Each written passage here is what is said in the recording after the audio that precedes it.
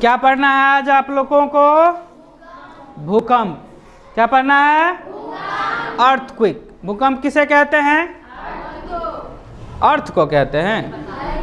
भू प्रॉपर्टी में, जिसको क्रस्ट कहते हैं, भू प्रॉपर्टी में अचानक दोलन या कंपन को क्या कहा जाता है?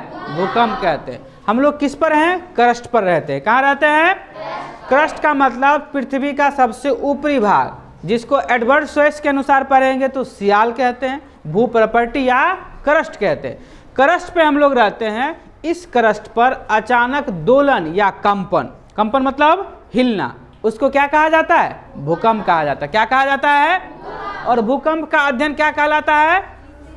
सिस्मोलॉजी। क्या कहलाता है? सिस्मोलॉजी। क्या कहते हैं? सिस्मोलॉजी कहते हैं। भूकंप को हम लोग कैसे मापते हैं?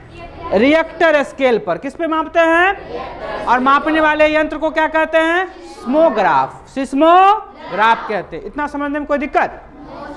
देखिए, भूकंप जहां से शुरू होता है, मान लीजिए ये हमारी पृथ्वी का ऊपरी भाग है, क्रस्ट है। क्या है? ऊपरी भाग है। और यहां से भूकंप शुरू हुआ, यहां से भूकंप शुरू हुआ, इसको क्या कहेंगे? मूल। क्या कहेंगे? मूल या फोकस। क्या कहेंगे? फोकस। क्या कहेंगे? यहां से भूकंप शुरू हुआ नहीं, और पृथ्वी का सबसे उसका निकटतम दूरी, जो सबसे नजदीक दूरी हुआ, जहां पृथ्वी से वह टकरा रहा है, इसी को क्या कहते हैं? अधिकेंद्र कहते हैं। क्या कहते हैं? अधिकेंद्र। कोई दिक्कत? इसको इंग्लिश में ईपी सेंटर कहते हैं। क्या कहते हैं? EP centre. अधिकेंद्र या ईपी सेंटर।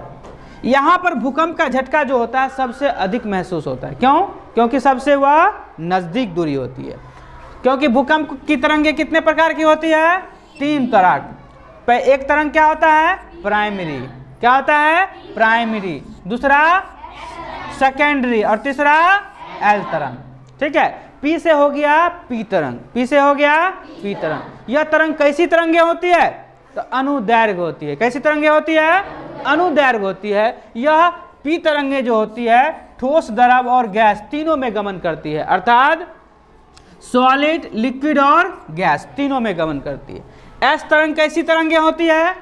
अनुप्रस्थ तरंगें होती है। कैसी तरंगें होती है?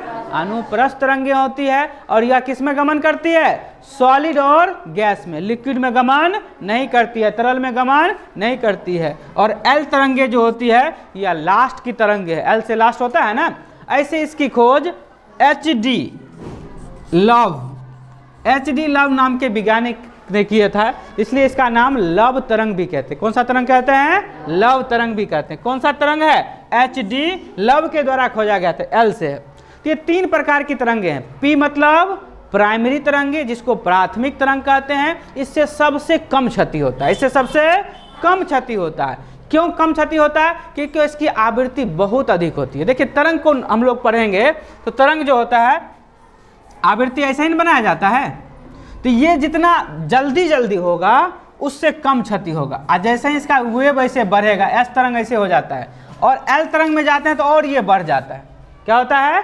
बढ़। तो देखिए, ये जब वेव जो है इसका, जिसको कहते हैं आवृत्ति, इसमें नजदीक होगा, अधिक आवृत्ति होगा, लेकिन इसका तरंग दैर्घ्य जो होगा वह कम होगा। तरंग दैर्घ्य क्या होगा? कम होगा। इसका आयाम भी क्या होगा? कम होगा। और जैसे ही बढ़ेंगे आगे की तरफ, तो एस तरंग का इससे ज़्यादा होगा और एल तरंग का सबसे ज़्यादा हो जाए। सिर्फ एल तरंग की आवृत्ति कम होगी। क्या हो जाएगा? आवृत्ति कम होगा, आयाम अधिक होगा, तरंग दैर्घ्य भी क्या होगा? अधिक होगा। जैसे यहाँ आदित्य, तुम्हें आओ, समझिए। देखिए, जैसे ये है, अब इसको हम ऐसे हिलाए तो ये हो गया पी तरंग, ये बैलेंस कर लेगा। अब इसको थोड़ा ऐसे हिलाए, थोड़ा दिक्कत होगा। इसको ऐसे गिरा दिए, ऐसे तो क्या हो जाएगा? गिर ना जाएगा? किसको खींचे हुए थे तभी वो गिर रहा था। मतलब थोड़ा झटका होगा तो बर्दाश्त कर लेंगे, थोड़ा अधिक होगा तो थोड़ा बर्दाश्त और होगा। लेकिन एल तरंग आएगा तो पूरे गिरा देगा। धीरे से ही गिराएगा, लेकिन गिर जाएंगे ऐसे तो उठने में होगा? नहीं होगा। तो देखिए, सबसे खतरनाक तरंग जो होता है वह एल तरंग होता है। यह होता है पी तरंग। क्या होता है? इसको प्राइमरी तरंग कहते हैं। इसकी गति सबसे अधिक होती है, 6 किलोमीटर प्रति सेकंड होता है। कितना होता है? 6 किलोमीटर प्रति सेकंड होता है। अब मतलब समझने के लिए एक बार और बताते हैं आप लोग को। जैसे ये डंटा है, ठीक है, इसको हम ऐसे ऐसे हिलाते हैं, ठीक है, ये पी तरंग हो गया प्राइमरी तरंग, और एस तरंग होगा इतना हिलेगा, तो घर इतना हिलेगा, टूटने का डर रहेगा ना। और घर ऐसे झुक कर यहाँ चलाए या पैर यहाँ झुक कर यहाँ चलाया, तब सीधा होगा तो क्या होगा, टूटने जाएगा पैर। तो यही है, ऐसे ऐसे होगा, कंपन हो गया तो उतना असर नहीं होगा, इतना हुआ तो थोड़ा असर होगा, थोड़ा अधिक नुकसान करेगा, और इतना होगा तो इस पार से इस पार होगा तो टूट ना जाएगा, क्योंकि झटका देगा तो दोनों तरफ ना बढ़ेगा।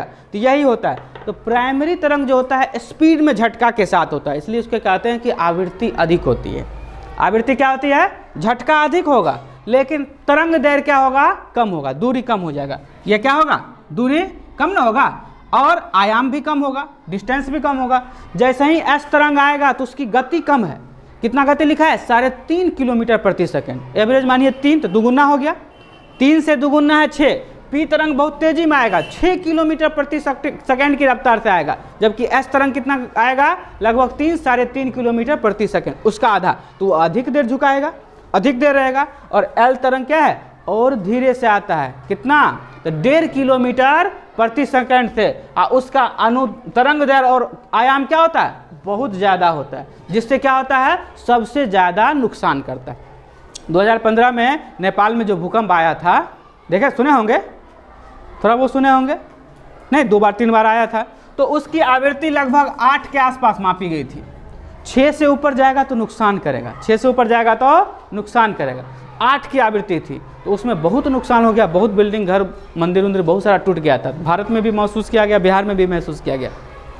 तो आप लोग को समझना क्या है, आपको एग्जाम में सवाल क्या आएगा कि भूकंप कैसे होता है। तो आपको शुरू में बताया है कि प्लेट्स के टकराने से क्या होता है, या प्लेट के नीचे जो हमारा पृथ्वी में जो मैग्मा बना हुआ, उसमें हलचल के कारण क्रस्ट क्या हो जाता है, हिल जाता है, कंपन आ जाती है, जिससे क्या होता है, भूकंप आता है। और भूकंप जहाँ से शुरू होता है उसे क्या कहते हैं, फोकस कहते हैं। क्या कहते हैं, फोकस कहते हैं।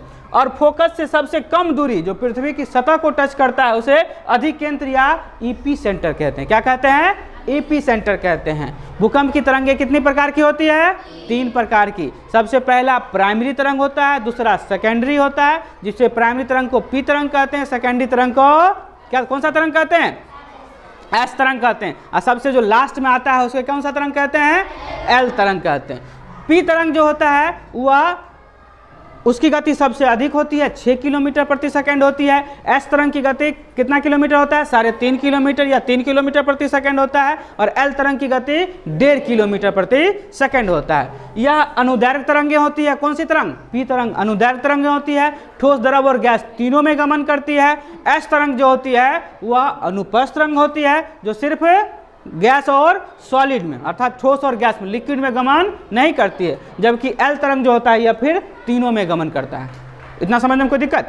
सबसे अधिक नुकसान कौन पहुंचाता है, एल तरंग, क्योंकि इसका आयाम और तरंग दैर्घ्य सबसे अधिक होता है। और जिस कारण से क्या हो जाए, झुकने के बाद ऐसे अधिक झुकेगा, अधिक आएगा तो क्या होगा, उसको तोड़ देगा। बिल्डिंग वगैरह, पेड़ पौधे क्या हो जाएंगे, पोलार टूट जाएंगे। ठीक है।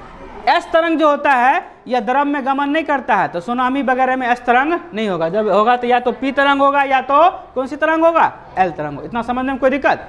भूकंप का अध्ययन क्या कहलाता है, सिस्मोलॉजी कहलाता है। क्या कहलाता है, सिस्मोलॉजी। इसको मापते कैसे हैं, हाँ, रिएक्टर स्केल पे मापते हैं। मापने वाले यंत्र को क्या कहते हैं, सिस्मोग्राफ कहते हैं। कोई दिक्कत किस समझने में। भूकंप का कारण समझ में आ गया, कितनी प्रकार के तरंगें होती है, कौन तरंग कैसा होता है, कहाँ गमन करता है, समझने में कि नहीं कोई दिक्कत।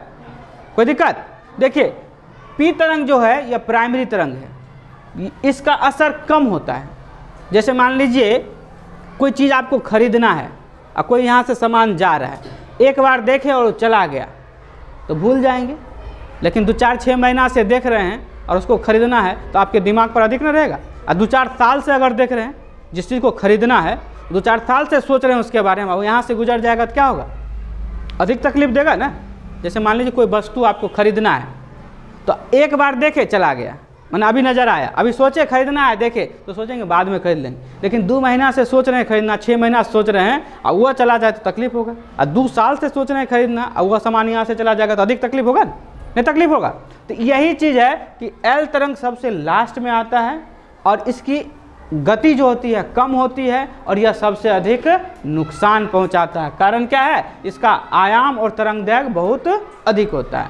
इसलिए इस सबसे खतरनाक तरंग एल तरंग को कहा जाता है, जिसका खोजकर्ता का नाम क्या है? एच.डी. लव। इसलिए आपको लव तरंग भी इसे कहा जाता है। इतना समझने में कोई दिक्कत?